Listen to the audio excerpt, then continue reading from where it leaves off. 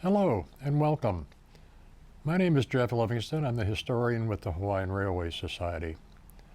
We've done a few of these programs now, talking about the ORNL and other railroad functions on the island of Oahu. The one that got me interested in all of this was when I transferred to Pearl Harbor Naval Shipyard back in 1990. And I saw all these little pieces of track all over the yard, 3-foot narrow gauge, and wondered what the story was.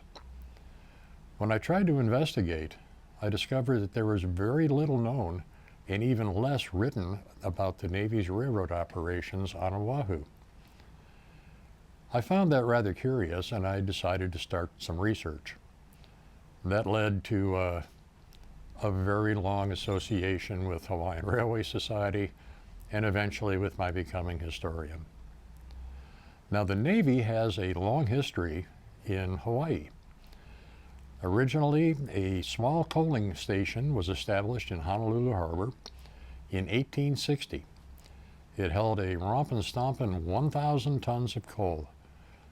But it really wasn't used very much because the Navy at the time had a policy that its warships were to be primarily sailed and not use their engines. It wasn't until 1898 that the real importance of Hawaii was recognized by the Navy as it pertains to the Pacific. And this was a result of the Spanish-American War. Shortly thereafter, 1899, the United States established a 20,000-ton coaling facility, and with the Kingdom of Hawaii, established the Naval Station Honolulu in 1899. In 1900, it was redesignated Naval Station Hawaii. By 1908, Naval Station Hawaii encompassed 85 acres of Honolulu land, 2 piers, and the large coaling facility. The Army had also built a number of structures within the compound, and the Navy was literally unable to move. At that point, Pearl Harbor became the focus of the Navy's attention. Appropriations were made in 1908, and construction at Pearl Harbor began in 1909. The centerpiece of the Pearl Harbor Naval Shipyard was the dry dock number 1.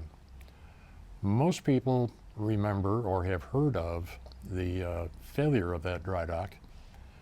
It was under construction for a number of years when one day the entire bottom of the dry dock heaved up and all the work was lost. But prior to that, the earliest construction is shown in this photograph. This photograph is believed to be one of the earliest of the Naval Shipyard dry dock construction.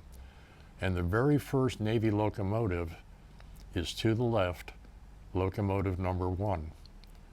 The dump cars that are shown, we're not sure who those belong to, because at the time, construction took power, manpower, horsepower, and steam power. The buildings at the shipyard were built by the civilian contractors that were assigned. The Navy built the infrastructure. So all of the roads, sewer systems, water systems, steam lines, all the infrastructure was built by Navy yard labor. Although they had 1 locomotive, they also acquired a number of locomotive cranes. This is a typical locomotive crane of the time, steam-powered and self-propelled. This particular one was one of the earliest and arrived in 1913.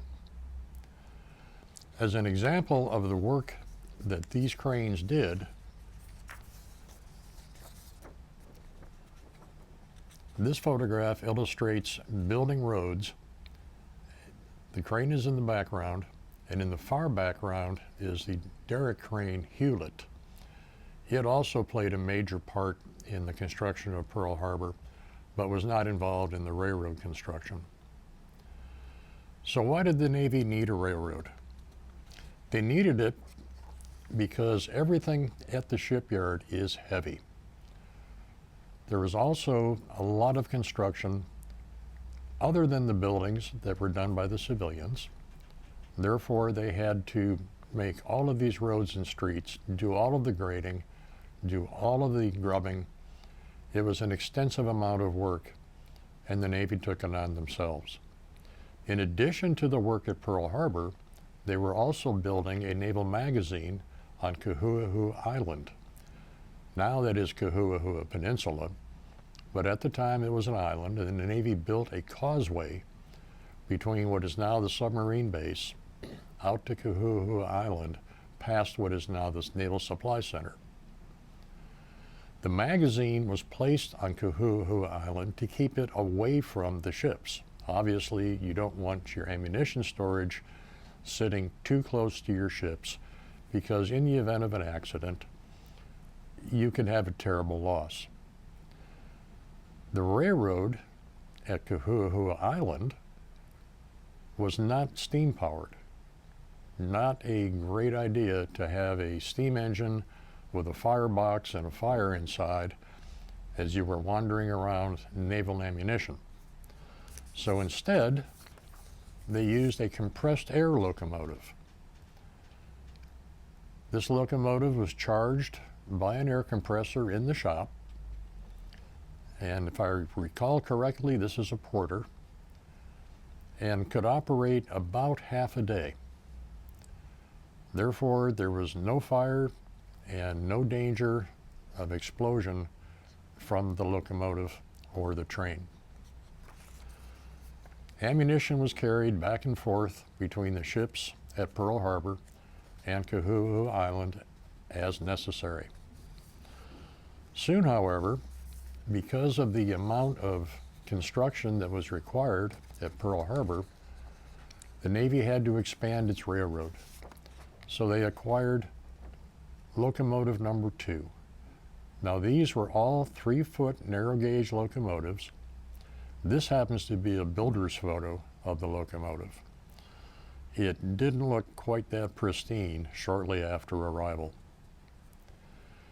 Obviously, in addition to locomotives, the shipyard needed freight cars, boxcars, flat cars, tank cars, to move all of the equipment in and around the shipyard. To that end, they ordered a number of boxcars from the Grigg Car Company and flat cars. Now, Grigg was also very well known in Hawaii for providing cane cars and the portable cane track. Much of that was built by Grigg and shipped here to Hawaii. One of the boxcars that Grigg supplied, Naval Station number 17. Now, this photograph was taken at the Grigg factory in Pennsylvania on the mainland. Shipping a complete boxcar to Hawaii was not the most efficient way to get material back and forth. So the equipment was shipped knocked down. In other words, it was assembled, checked, and then disassembled, and all of the pieces sent in a knockdown condition to the Navy at Pearl Harbor. The same boxcar, upon arrival at Pearl Harbor, had to be rebuilt. You can see the boxcar frame, the trucks, the floor is installed, and 2 of the wall sections have been placed in position, ready to go. This was the same for all of the boxcars, including a number that were sent from Seattle Car Works for Kahu'ahu Island specifically. Fortunately, the builder's photo of the Grigg boxcar that we just saw and the construction photo of that same boxcar it is, in fact, the same boxcar. This is number 17 again, reassembled at Pearl Harbor. And you notice that it is not complete yet, as it is missing the roof.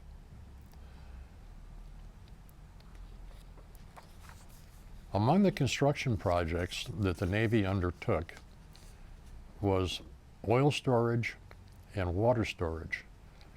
These were done underground and required an extensive amount of excavation in which the steam-powered cranes were used, and both railroad locomotives and those that were arrived shortly thereafter. It also required a large number of dump cars. Now, the spoil from this was dumped along the shores of Pearl Harbor to increase the land mass for more piers and more storage for buildings, piers, and shipboard use. This is the beginning of one of the excavations. This is a Navy Yard locomotive with a number of dump cars, and you can see the trench that is being dug alongside and loaded into the cars for the spoil to be disposed. This became, later, obviously a much deeper area, and they kept going deeper and deeper. This particular photograph is of the fuel oil storage facility. To the best of my knowledge, it still exists at Pearl Harbor, although it is no longer in use.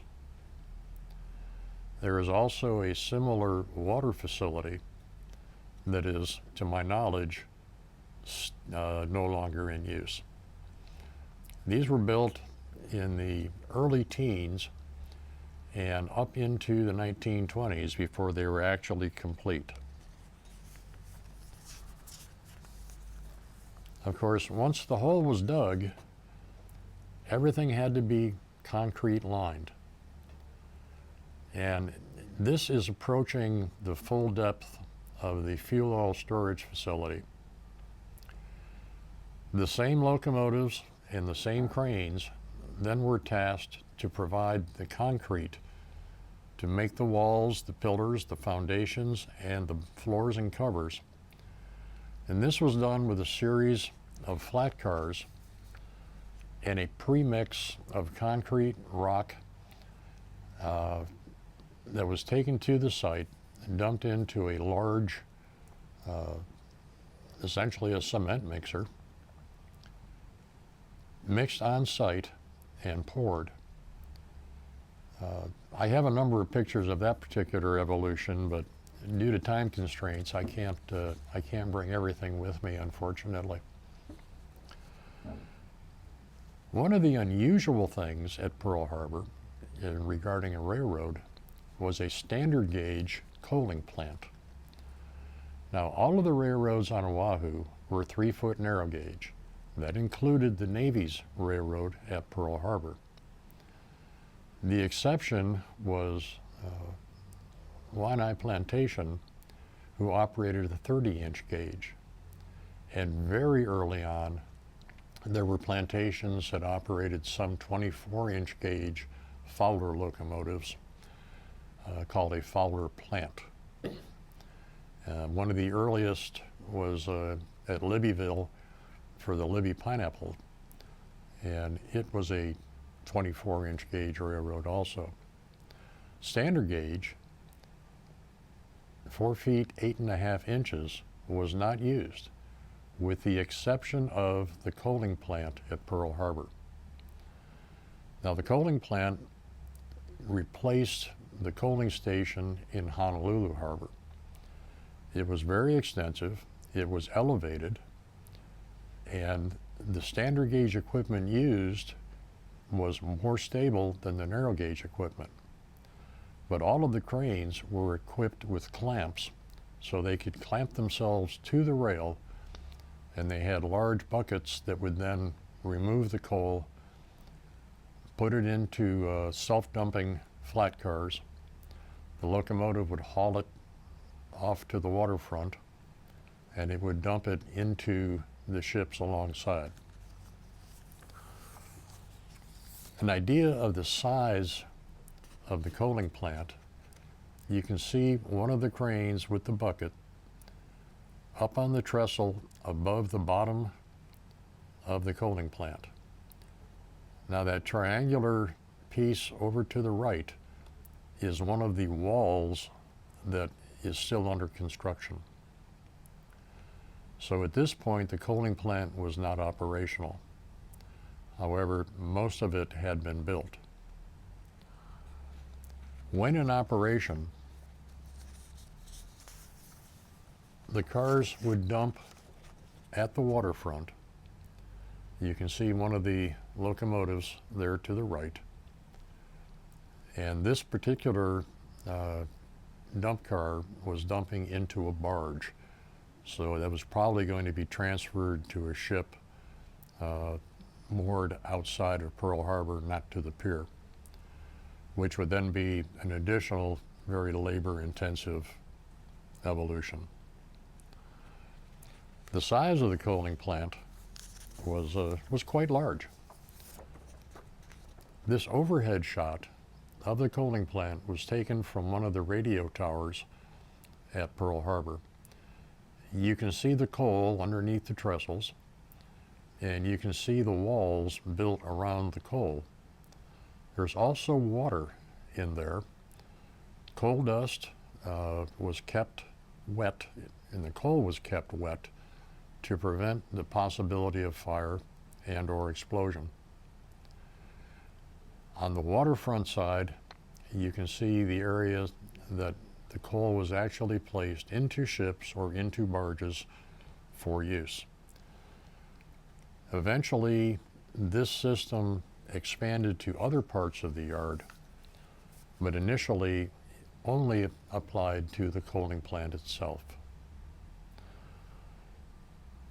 As the yard built up and the number of buildings increased, the amount of work increased, you might wonder, okay, so why did they still need a railroad? They weren't building infrastructure, but they were moving a lot of equipment, and a lot of heavy equipment.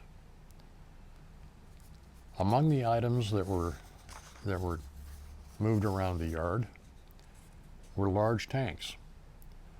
This is part of a fuel oil tank placed on a Navy Yard flat car to be moved to a location, and I believe this one was going not too far behind where the coaling plant was located. There was a fairly extensive fuel oil service area at that time, which has long since been removed. And among the more unusual things, boats were also moved. This is a tugboat that was built in the wood shop of the shipyard for use at Pearl Harbor. And if you look carefully at this picture, you'll see that there are two Navy flat cars required to hold this large hull. Those flat cars are 30 feet long. So that hull is approximately 75 feet to 80 feet long. Took two cars to hold it, and it was then moved down to the water's edge, where it was picked up by the crane Hewlett and placed in the water. The shipyard's cranes were also used just for general construction of barges. This is one of the barges under construction with the shipyard crane.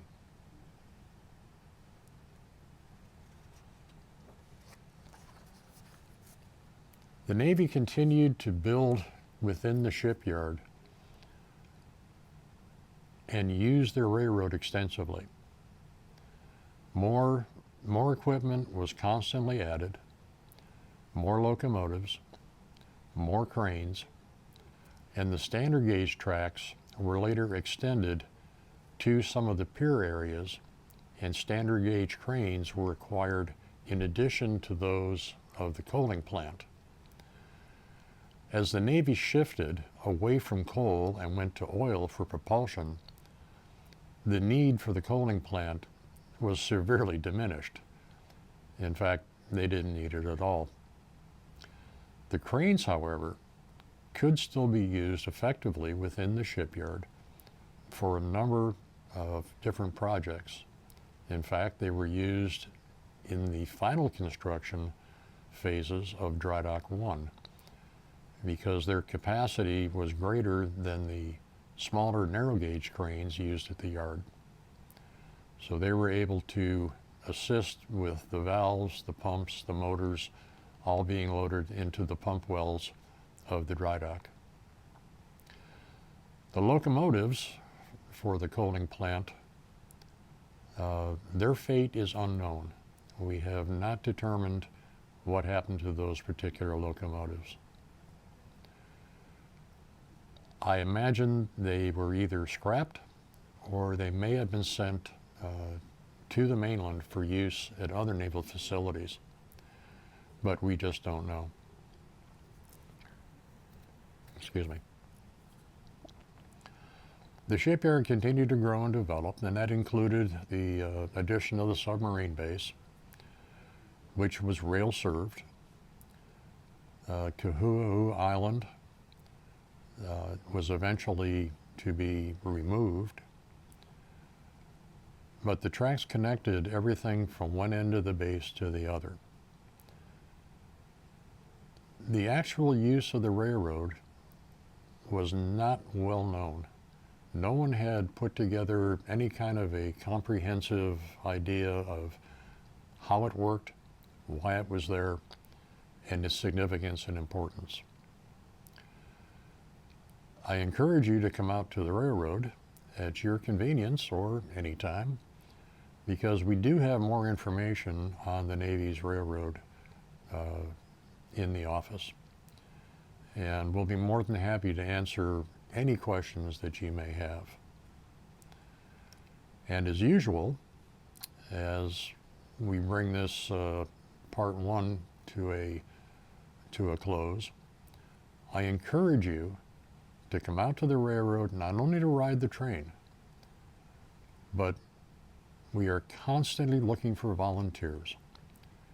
We need people that can help, and there is no long-term commitment required. If you haven't been to the railroad for a while, I encourage you to stop by. In an earlier program, we discussed the Merci boxcar that was given to Hawaii by the French, and that boxcar is now restored. It is fully painted, it is fully decorated, and it is a sight to behold. It's a significant piece of history, not of Hawaiian railroad history, but of Hawaii history, because it recognizes the aloha spirit of the citizens of Hawaii who donated sugar to the citizens of France after World War II. There's also a major restoration of commuter coach number 57 that continues. This restoration has been in progress for about 15 years. The interior is now being painted. The seats are about ready to be reinstalled, and the car will be made operational by February of 2025. So it, along with our parlor car number 64, will be available at a little higher cost, but people can ride in the 1900 parlor car or the 1921 commuter coach. Coach 2, which will be the next passenger car to be restored, right now is just a pile of wood and 2 trucks. So we have quite a ways to go on that. But if you have an interest in woodworking, metalworking, gardening, we can use your help. There are a number of small projects that will not take an indefinite commitment to complete. These are not restorations. we need things like window frames. If you're a woodworker, hobbyist, and can build 2 window frames, we can put the window frames back in locomotive co-wheeler 6. If you are a woodworker and just want to do a little trim work, we have woodwork that needs to be added to ORNL locomotive number 12 and a number of other projects. We are considering another restoration of a boxcar, number 323, which is the only known boxcar of its kind left on the face of the earth. This was built by the ORNL in 1898 and is of all wood construction. Wooden frame, wooden siding. The only steel on the car are the fittings and a corrugated iron roof. This is the only one of its kind left on the face of the earth. So please come out and visit us. The train rides are fully narrated. Little kids will fall asleep in a heartbeat, so Mom and Dad, once they start clacking down the rails, you can enjoy the ride. We continue to strive to improve our trip, and any suggestions you may have would be more than welcome. We'd love to hear them. They are fully narrated. We have rides on Wednesdays, Saturdays, and Sundays. And you can find the times and the prices on our website at hawaiianrailway.com. Please come out and see us. If you have any questions, I'm usually out there Saturdays and Sundays and numerous times after work. I'll be more than happy to answer any questions you may have and encourage you to join our organization, the organization that saves trains. Thanks so much for listening, and hopefully you've enjoyed this quick preliminary sketch of Oahu's Navy Rail. There'll be more to come in the second part.